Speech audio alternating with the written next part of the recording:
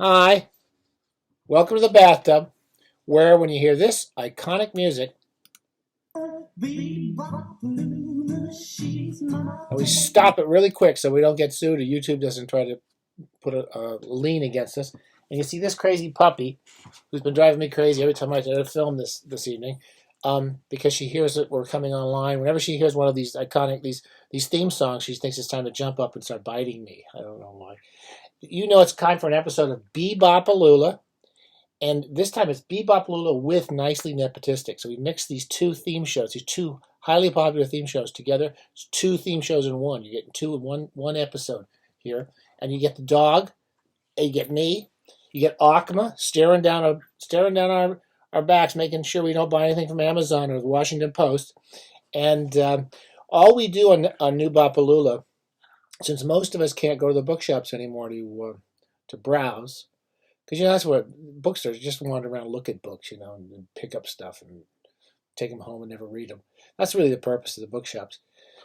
We can't do any browsing anymore, so I'm going to do browsing for you. These are just books that I have in the house that were sent to me. Sometimes I wanted to review them. Sometimes I just wanted to see what they're like. Sometimes people just sent them to me. I have no idea why they sent them to me. And I just thought I'd tell you some books that are coming out or out there, okay? I'm going to make my dog get down now because you're going to have to get down. Try not to make me angry because you drive me crazy sometimes. I got to have a sip of my Manhattan floral pattern martini glass, just like Philip Marlowe drinks out of. Here's just a bunch of books. Just a bunch of books. This isn't actually a book. It's called the Delmarva Review, Volume 13. It's I only know this journal because I had sent a story to them, and they were nice enough to publish a story of mine in their last issue. And it's kind of a beautiful, look at this. They only do one a year. Look at that beautiful. Wilson Wyatt is kind of one of the guiding lights of this journal, and he does lovely photography. I only know from what I see on his Facebook page. That's a beautiful picture, isn't it? And it's sort of, it's just East Coast stuff. And basically they take stories from all over the world. They got a whole big giant editorial staff here. They're not put out by a university. It's a really good sign. Most literary journals, by the way, are really, really boring. They're put out by universities, and they're like so busy trying to do what they're supposed to do. They don't know what they're doing. This is just like they're just trying to put nice poetry. The poetry is good. The fiction's good. They have the lovely covers, and it's not too expensive. You can buy it through. You could go to www.delmarvareview.org and maybe buy directly, or you could buy from the dreaded Amazon, though we try not to do that. I've enjoyed everything I've read in their journals, and I really think it's just a beautiful, beautiful, heavy, thick, beautiful book full of good stuff. Okay, they come out once a year, and they're good. Here, this is an odd thing. This is from this is sort of almost Nicely Nepotistic, but it's somewhere in between Nicely Nepotistic and just New-Bop-A-Lula. We got a letter, an email from Luke Boardman. He's one of our bathing buddies. He spends a lot of time in the bathtub with us here at the bathtub. And he sent us a link to he's taken a book and put it on Audible. And the book is called City of Endless Night, 100-Year Anniversary Annotated Edition by Milo Hastings. Now, I'm just showing it to you. You can look on Audible. It's just as an audio book. This is a book that's considered a precursor to Fritz Lang's Metropolis, and it seems to have a lot to do with, it seems very similar, according to Luke, with one of the books we've talked about on the bathtub, which is Zamyatin's We. And I'll read you what Luke said. He wrote me a little piece about it. He's put this new edition out. This is written by a guy named W.W. Hastings, who wrote the book in Kansas, well before the Third Reich, well before Nazi Germany took off to the great success that it had. And Hastings wrote this kind of dystopian novel. I'd never heard of it until Luke told me about it. But then I checked with my buddy John Clute, who edits the Encyclopedia of Science Fiction, and he really finds W.W. Hastings fascinating. I don't know. I don't have any idea. Here's Luke's little description. In the wake of World War I, Milo Hastings imagined a future in which the then newly established League of Nations and Weimar Republic had both collapsed. He described a theoretical scenario in which Germany would be ruled by a single man who would leverage the forces of ethno-nationalism, socialism, and religion to declare himself a god. What a crazy imagination that he had. So it's interesting, I guess, as a novel, according to Clute, it's actually an interesting novel, and was also quite prophetic in terms of the Second World War and Hitler's rise. I haven't heard it. It's an audiobook. You can check it out on Audible. All right. We need another sip here because I have no idea what I'm doing, as usual. And Lucky has finally wandered away. Oh, my God. I had to film this 3 times. He just went crazy. True Believer by Abraham Reisman. It's a fairly substantial, as you'll see, big, well annotated, well researched. I've actually read this one. I was supposed to review this, and then one thing came to another, so I didn't end up doing it. But I actually enjoyed this book. I read this all the way through, and I'm a big Stan Lee, Jack Kirby fan. Anyone who knows me knows I love Jack Kirby and Stan Lee, and there was terrible animosity from Jack Kirby towards Stan Lee. Stan Lee didn't seem to have as much animosity towards other people. He's a really odd character. Really strange man, really interesting man. I come through this book quite liking Stan Lee, though many people didn't like him. There's a great quote in here from Jerry Conway, who worked with Stan Lee for a long time. He says, Stan Lee was a good man, but he was not a great man. I think that's fair. Who is a great man? Anyway, it's about his career and all the comics he worked on, and then the kind of second half of his life, which is he just became a famous for being in all the superhero movies as a comic cameo appearance. A good biography. I've read 2 or 3 biographies of that period of Stan Lee and Jack Kirby, and I think this is probably the best one. And I think he does the best job of kind of dealing with the kind of there's a big argument about authorship and who created all these characters. And I think that Reisman gives a fairly fair assessment of that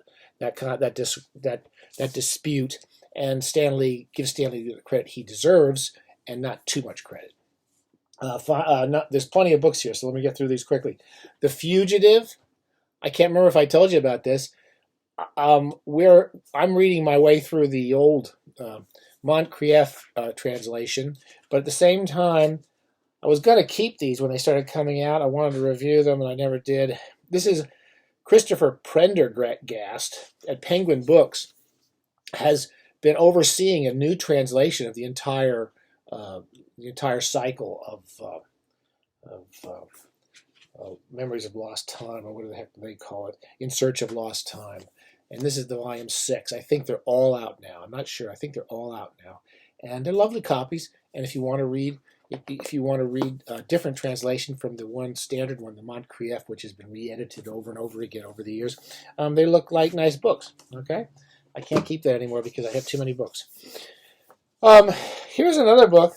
I thought I was going to review, but I don't think I will be reviewing this either. This is a new biography of Philip Roth coming out.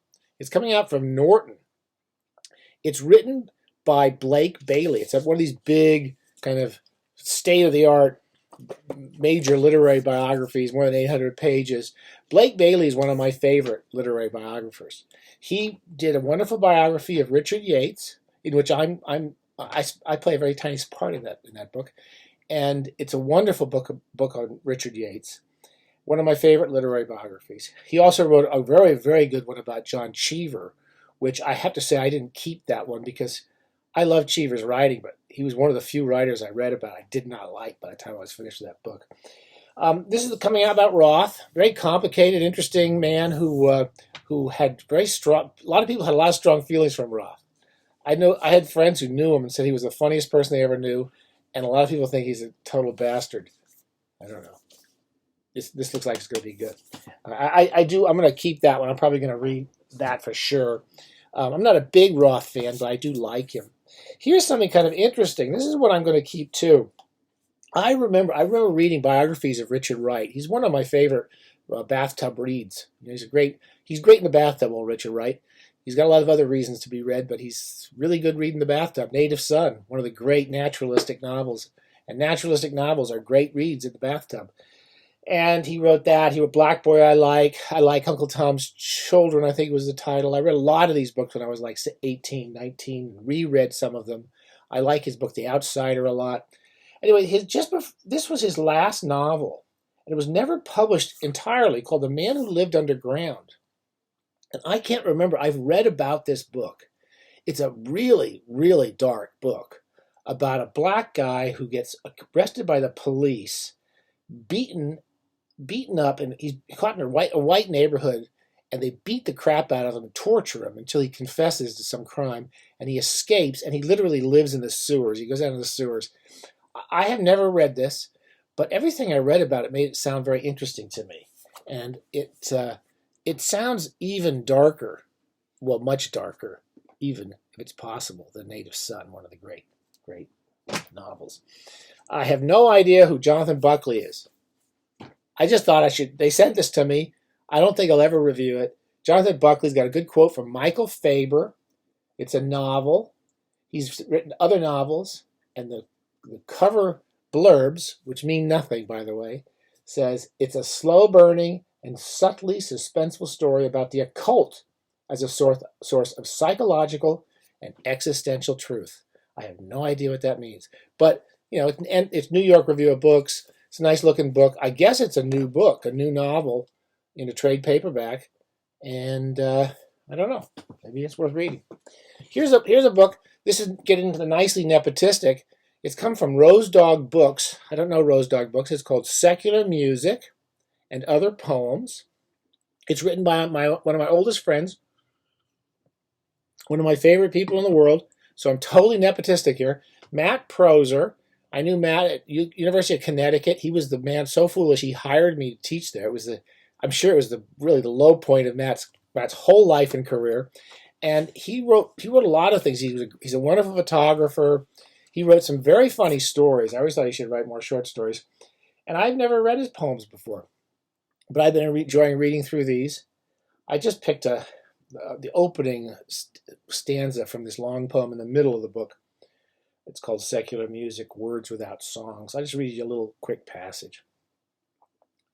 When we return from places other than our own, the dry grass, sweet in summer, dies along the roads.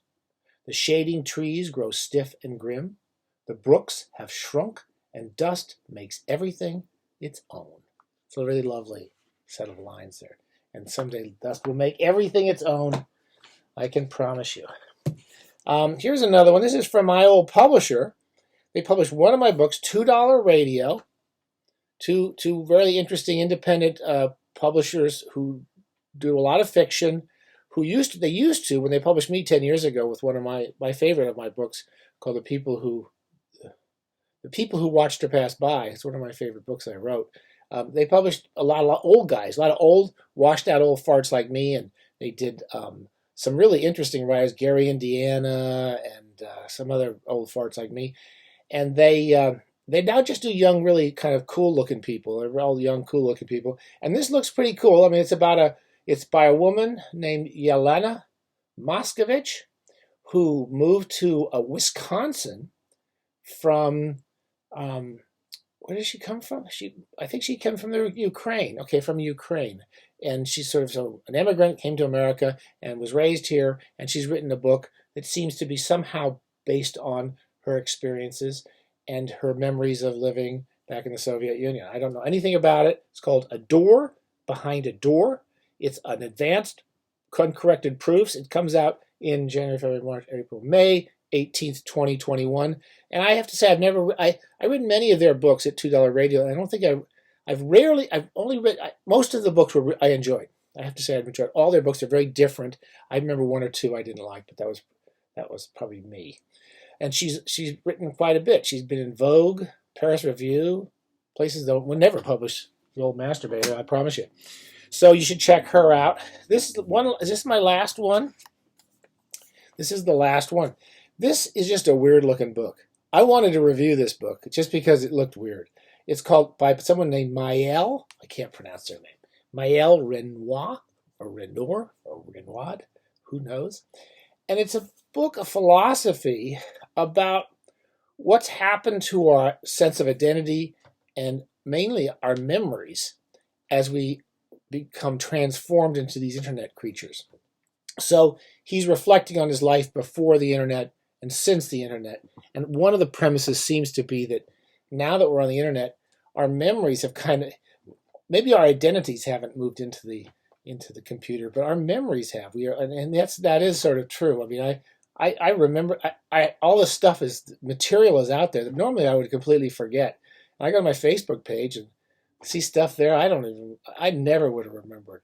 And it's like we've got more memories than we ever had before. So I don't know where he goes with it, but it looks like an interesting book. And if someone had wanted me to review it, I probably would have reviewed that book. Okay, I think that's it. New-Bop-A-Lula. We're gonna move all these things out of the house or onto my shelves, and we're gonna do another episode soon. Don't forget, the 2000th subscriber episode is coming up. You can ask the old masturbator to do something as long as it's not offensive or lewd or crude. I will try to do it. I already have a big stack of requests of doing stupid things on that episode, and I can't promise I'll do everything, but I'm going to try. Have a great day. Stay safe, and happy bathing.